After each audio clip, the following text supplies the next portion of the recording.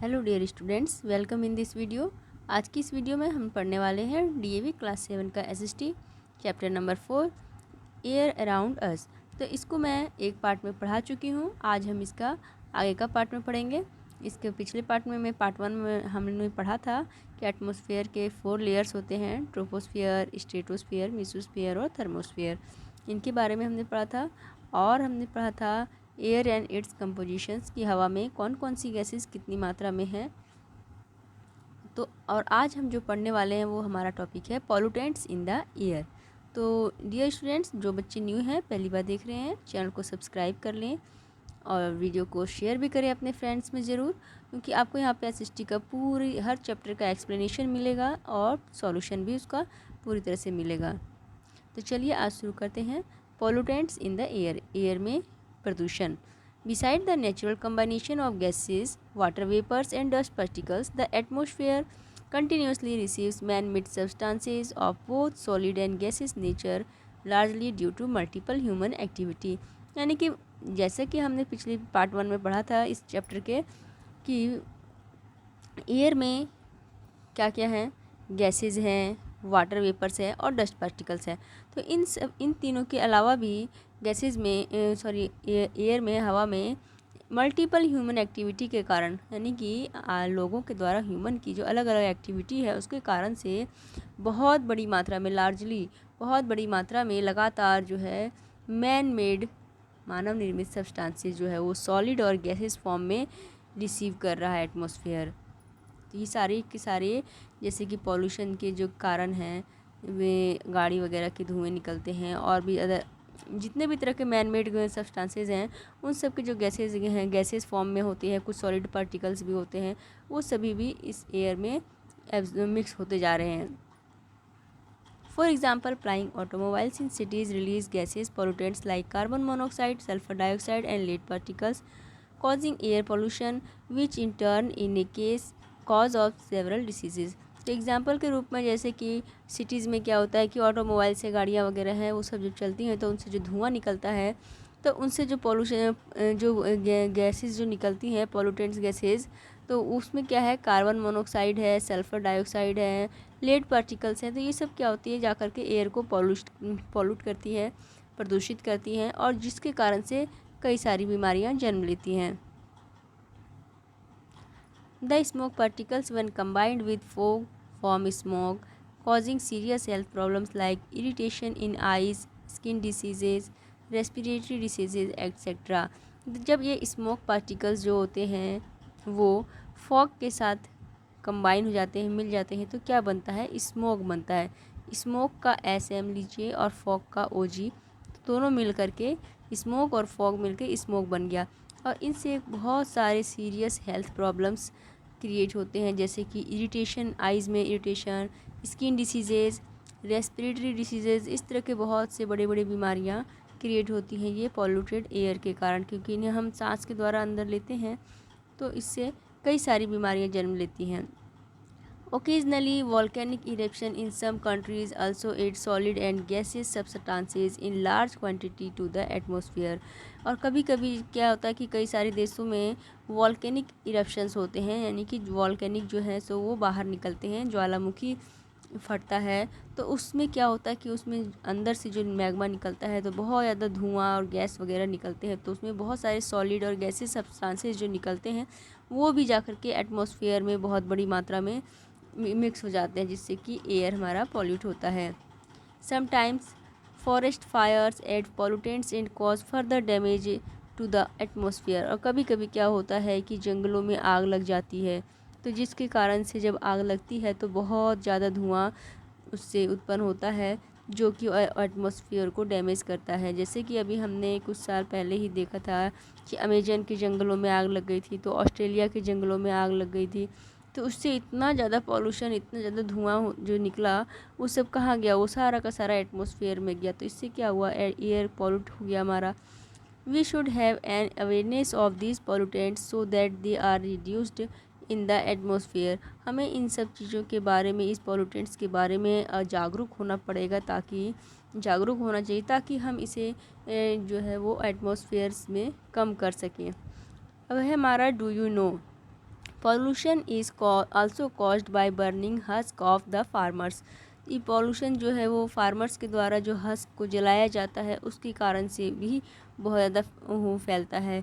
Husk मतलब कि जो किसान लोग जैसे कि जो धान लगाते हैं, गेहूँ लगाते हैं, उसकी जो फसल लगाते हैं, तो जब उसके दानों को फसल जब तैयार होकर जब उसकी कटाई हो जाती है तो दाने जो होते हैं उनको थ्रेसिंग के द्वारा झाड़ लिया जाता है और बाकी का जो उसका मटेरियल रह जाता है, उसका जो पौधा जो रह जाता है सूखा हुआ, उसको वे खेतों में ही जला देते हैं और बहुत बड़ी मात्रा में जलाते हैं, जिसके कारण इतना ज़्यादा धुआं फैलता है जो कि सारा का सारा जाके एटमॉस्फेयर में इकट्ठा हो जाता है। आपने सुना होगा न्यूज़ वगैरह में कभी कभी कि अक्टूबर नवंबर के सीज़न में जब पंजाब में बहुत ज़्यादा मात्रा में इसी तरह के जो किसान लोग जो हैं वो हंस को जब जलाते हैं तो इतना ज़्यादा धुआं वहाँ से उठता है कि वो धुआं होते हुए हरियाणा होते हुए पूरा दिल्ली के एरिया में, के आसपास के इलाके में इतना फैल जाता है कि दिल्ली में एकदम धुआं ही धुआं आसमान में दिखाई देने लगता है और बहुत ज़्यादा पोल्यूशन हो जाता है। Atmospheric temperature and pressure. देखिए एटमॉस्फेयर का टेम्परेचर और प्रेशर क्या के बारे में हम इसमें देखते हैं। Most of the life forms on earth exist in the lower part of the atmosphere. तो जो अर्थ का जो लोअर पार्ट है, जैसे कि हमने जो पढ़ा है उसके लेयर के पार्ट जो ट्रोपोस्फेयर है, स्ट्रेटोस्फेयर है, मेसोस्फेयर है, तो जो ज़्यादातर जो लाइफ है वो कहाँ पर एग्जिस्ट करती है, तो अर्थ का जो लोअर पार्ट है एटमॉस्फेयर का उसी में एग्जिस्ट करती है ज़्यादातर life. Although we may never feel the pressure or weight of air over us, but it constantly presses us। हालांकि हमें इस एयर का कोई भी प्रेशर, किसी भी तरह का प्रेशर और वेट फील नहीं होता है, लेकिन ये जो एयर है, एटमॉस्फेयर है, ये हमारे ऊपर लगातार जो है बहुत ज़्यादा प्रेशर से हमें दबा के रखती है, हमारे ऊपर प्रेशर लगाती है हमारे। लेकिन हमें हमारे ऊपर सिर पे का प्रेशर फील होता है नहीं होता है, लेकिन हमारे सिर के ऊपर से हमारे बॉडी को पूरी ऊपर से इतना ज़्यादा एयर का प्रेशर है, बहुत ही ज़्यादा वेट है और इसे हम लिए फिर रहे हैं अपने सिर पे, लेकिन क्या हमें फील होता है? बिल्कुल नहीं होता है, क्योंकि हमारी बॉडी के अंदर जो हमारे ब्लड है वो भी उसको अपोजिट डायरेक्शन में प्रेशर देते हैं, जिसके कारण से हमें इसका फीलिंग नहीं होता है। दिस प्रेशर और weight of air is measured by means of instrument called barometer. तो ये जो प्रेशर और वेट है, इसे जिस इंस्ट्रूमेंट से एयर के जो प्रेशर और वेट है, इसे जिस इंस्ट्रूमेंट से नापा जाता है उसे बैरोमीटर कहा जाता है। और बैरोमीटर का जो यूनिट है कि प्रेशर को मापने का जो यूनिट है वो क्या है? मिली बार है। तो इसको आप बिल्कुल अच्छे से याद रखें कि जो एयर का जो प्रेशर और वेट है वो बैरोमीटर से नापा जाता है और उसकी यूनिट क्या है? मिली बार है। The normal air pressure at sea level is 1013 मिली बार।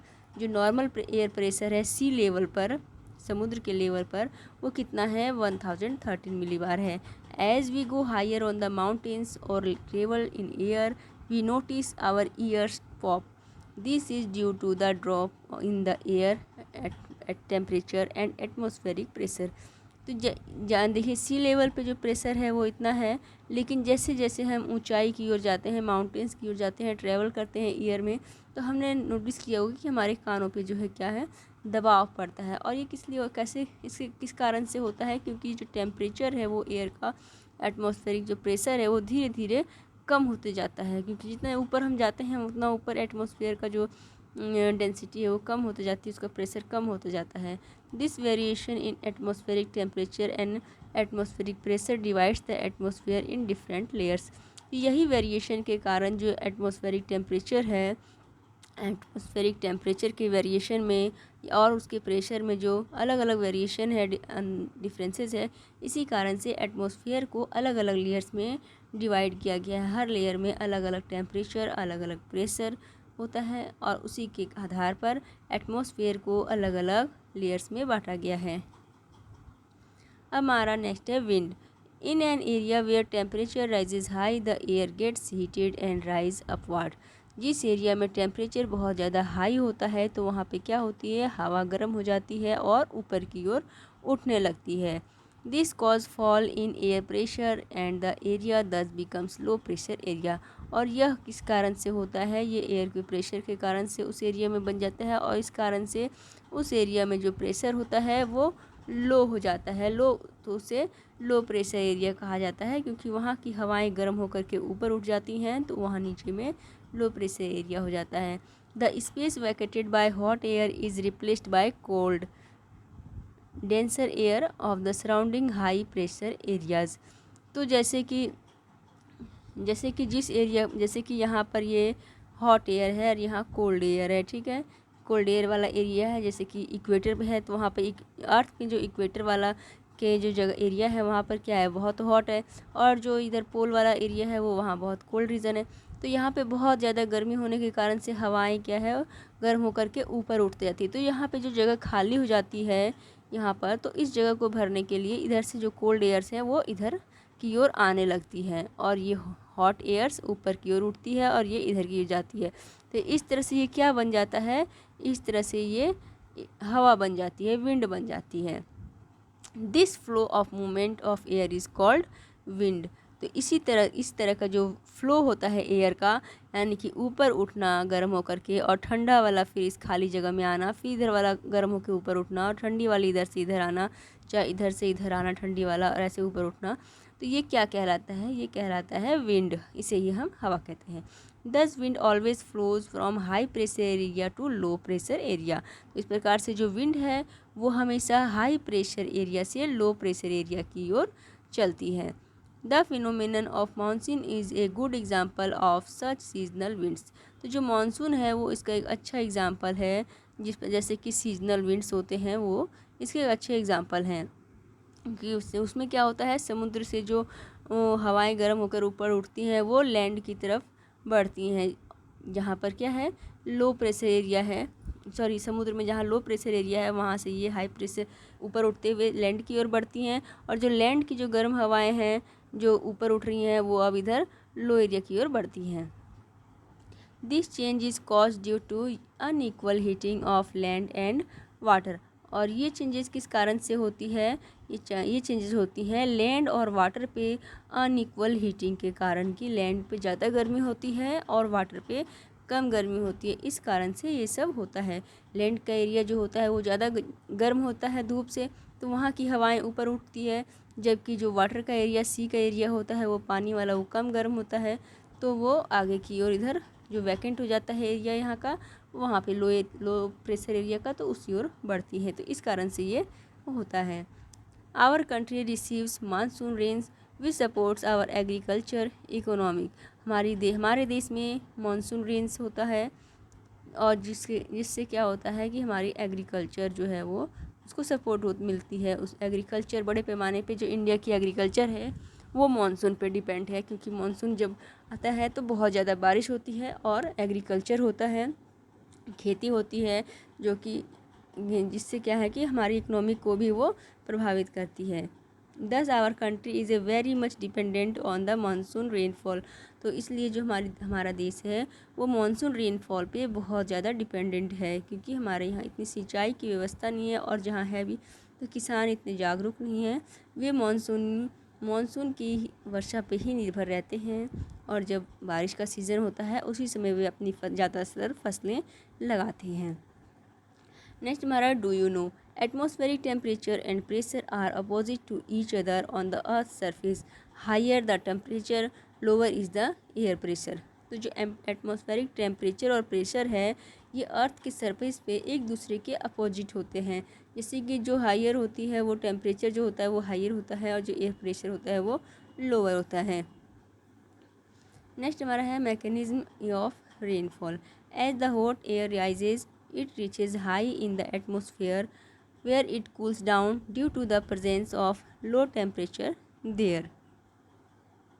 तो जैसे कि एयर जो हॉट एयर जो है वो आगे बढ़ती है और और ऊंचाई पे जाके पहुंचती है, एटमॉस्फेयर में जाके पहुंचती है ऊपर में, तो एटमॉस्फेयर में जब चली जाती है तो वहाँ पर जाकर ये क्या होती है, कूल डाउन हो जाती है, ठंडी हो जाती है। किसके कारण से, presence of low temperature there, क्योंकि वहाँ पर लो टेम्परेचर प्रेजेंट होता है, इस कारण से वो वहाँ पर जाकर के ठंडी हो जाती है। जब लैंड से गर्म होकर के ऊपर जाती है हवाएं, तो ऊपर लो टेम्परेचर के कारण वहाँ पे वो ठंडी हो जाती हैं। Thus, the water present in the form of water vapors condensed into tiny droplets of water or crystal of ice। तो इस तरह से जो वहाँ पर वाटर वेपर्स जो होते हैं वाटर प्रेजेंट होती है, वाटर के फॉर्म में जो वाटर वेपर्स प्रेजेंट होते हैं वहाँ पर, वो क्या करते हैं, उसको कंडेंस्ड कर देते हैं टाइनी ड्रॉपलेट्स में, छोटे छोटे बूंदों में वाटर के, और क्रिस्टल ऑफ आइस, और आइस के क्रिस्टल में उन्हें कंडेंस्ड कर देते हैं। In due course of time this tiny particles join together and form clouds. और फिर बाद में क्या होता है, धीरे धीरे थोड़े समय के बाद, कुछ समय के बाद क्या होता है, जो टाइनी पार्टिकल्स होते हैं ये आपस में जुड़ जाते हैं और क्लाउड का निर्माण करते हैं। Due to further cooling this tiny condensed droplets join and form large droplets. और फिर आगे और फिर ठंडा होने के बाद फिर ये क्या होते हैं, जो टाइनी ड्रॉपलेट्स होते हैं, कंडेंस्ड ड्रॉपलेट्स होते हैं, ये फिर और एक दूसरे से ज्वाइन करते हैं और फिर ये लार्ज ड्रॉपलेट्स बनाते हैं, बड़ी बड़ी बूंदें बनाते हैं। In the course of time, these droplets became so heavy that the air cannot hold them. और फिर कुछ समय के बाद फिर क्या होता है, धीरे धीरे ड्रॉपलेट्स जो होते हैं ज्वाइन करते करते इतने बड़े और इतने हैवी हो जाते हैं कि अब इन्हें हवा जो है वो और होल्ड करके नहीं रख सकती है। Hence they fall down as rainfall और snowfall depending upon the atmospheric temperature of the region. और उसके बाद क्या होता है, ये इस प्रकार से ये रेनफॉल और स्नोफॉल के रूप में गिरती हैं। तो रेनफॉल और स्नोफॉल ये डिपेंड करता है वहाँ के किसी भी रीजन का जो एटमॉस्फेरिक टेम्परेचर है वो कैसा है। जो ठंडे इलाके होते हैं वहाँ पर स्नोफॉल होता है और जो गर्म इलाके होते हैं वहाँ पर रेनफॉल होता है। The rainfall is very important to all of us as it brings water to the earth which is essential for the survival of all kinds of life on it। जो रेनफॉल है, वर्षा है, वो हम सभी के लिए बहुत ही ज़रूरी है क्योंकि बिना पानी के अर्थ पर बहुत तरह के जीव जंतु जो हैं इनको सर्वाइवल करने के लिए पानी की बहुत ज़्यादा ज़रूरत होती है। इसके बिना वो सर्वाइव नहीं कर सकते हैं। When the rainfall is scarce और very low it causes drought. जब कभी रेनफॉल जो बारिश जो होती है वो बहुत कम होती है या नहीं होती है तो ये सूखा हो जाता है। उसमें क्या कहा जाता है कि सूखा पड़ गया, सूखे का कारण हो जाता है। On the other hand excessive rainfall causes flood. और दूसरी तरफ जब बहुत ज़्यादा बारिश होती है तो क्या होता है, बाढ़ आ जाती है। जैसे कि बहुत कम हुई या नहीं हुई तो सूखा पड़ गया, और बहुत ज़्यादा हो गई तो बाढ़ आ गई। अब हमारा है do you know. The rainfall can be measured with the help of an instrument called rain gauge. Rainfall को भी मेज़र किया जाता है एक इंस्ट्रूमेंट से जिसका नाम है rain gauge. The unit of measuring rainfall is centimetre और मिलीमीटर। रेनफॉल को सेंटीमीटर या फिर मिलीमीटर में मेज़र किया जाता है। अब हमारा है monitoring weather conditions. Weather condition को कैसे मॉनिटर करते हैं। It is important to know that weather refers to the state of atmosphere that includes its temperature, pressure and humidity for a specific place और for a short period of time. तो ये जानना बहुत ज़रूरी कि weather क्या होता है। तो वेदर होता है क्या होता है कि किसी भी स्टेट का या किसी भी प्लेस, स्पेशल प्लेस वगैरह किसी भी जगह का जो एटमॉस्फेयर होता है वहाँ पर उसमें वहाँ का टेम्परेचर, प्रेशर और ह्यूमिडिटी जो होता है वो किसी शॉर्ट टाइम में जो होता है उसी को वेदर कहा जाता है। उसको जो मेज़र किया जाता है किसी शॉर्ट टाइम में किसी स्पेशल जगह का टेम्परेचर, प्रेशर और ह्यूमिडिटी, तो उस प्लेस का वेदर कहलाता है। वेदर में change in different place of the same city और लोकेलिटी। वेदर जो है सेम सिटी और सेम लोकेलिटी में एक ही समय में जो है वो अलग अलग हो सकते हैं। On the other hand climate refers to the state of atmospheric condition that includes temperature, rainfall, pressure over a long period of time and cover a large area. That is the climate of India is monsoonal. दूसरी तरह देखिए weather क्या था, इसके बारे में हमने देख लिया। अब क्लाइमेट क्या होता है। क्लाइमेट में ऐसा होता है जो वहाँ का जो एटमॉस्फेरिक कंडीशन होता है जिसमें उसका टेम्परेचर, रेनफॉल और प्रेशर जो होता है वो एक बहुत लंबे समय के में जो कैलकुलेट किया जाता है कि कैसा रह रहा है यहाँ का टेम्परेचर, कैसा है यहाँ का रेनफॉल, प्रेशर, तो वो उस एरिया का क्लाइमेट कहलाता है। और इस क्लाइमेट में बहुत बड़ा लार्ज एरिया जो है वो कवर किया जाता है। जैसे कि इंडिया का क्लाइमेट कैसा है, मानसूनल है। It is important for us to know the daily temperature and pressure condition of the place where we live। तो हम सभी के लिए जानना बहुत ज़रूरी है कि हम जहाँ रह रहे हैं वहाँ का डेली का टेम्परेचर या प्रेशर कंडीशन जो है वो किस प्रकार से है। Further when we travel to any distance place we should know these variables to prepare our self for a particular weather conditions. जैसे कि आगे हम कभी कहीं ट्रैवल करने वाले हैं, दूर जाने वाले हैं, कहीं सफ़र करने वाले हैं, तो इससे हमें क्या होती है, आसानी होती है, जान लेते हैं हम कि जो पर्टिकुलर टाइम में कि वहाँ का वेदर कंडीशन कैसा रहने वाला है, तो इससे हमें बेनिफिशियल होता है। For our benefits the weather reports are given daily in the newspaper, radio and television. और हमारे बेनिफिट्स के लिए जो वेदर रिपोर्ट्स हैं, मौसम की जो रिपोर्ट हैं, वो डेली न्यूज़पेपर में, रेडियो में और टेलीविज़न में दिया जाता है। It includes all information regarding atmospheric conditions like forecast of temperature, humidity, rainfall, wind velocity, sunrise and sunset। तो इसमें हर तरह की इंफॉर्मेशन जो होती है वो शामिल होती है, जैसे कि एटमॉस्फेयर की जो कंडीशन है, जैसे कि टेम्परेचर वहाँ का उस समय क्या होगा, ह्यूमिडिटी क्या होगी, रेनफॉल क्या होगा, विंड की वेलोसिटी क्या होगी, सनराइज़ कब होगा और सनसेट कब होगा, ये सारी की सारी इन्फॉर्मेशन उसमें इंक्लूड होती है। These are useful to all of us in different ways and we should make it our habit to read the weather report on daily basis। तो इस प्रकार से ये हमारे लिए कई तरह से बहुत ही फ़ायदेमंद होती है, इसलिए हमें आदत बना लेनी चाहिए कि हर दिन की हम वेदर की रिपोर्ट देखें। तो यहाँ पे आपका ये चैप्टर नंबर 4 कंप्लीट हो गया। अब हम इसके क्वेश्चन आंसर करेंगे और क्वेश्चन आंसर हम नेक्स्ट वीडियो में करेंगे। तब तक के लिए चैनल पर बने रहें। वीडियो आपको कैसी लगी कमेंट करके ज़रूर बताएं, ताकि अगर कोई कमी रह गई है तो मैं उसमें फिर आगे की वीडियो में इम्प्रूवमेंट करूं। Thank you for watching.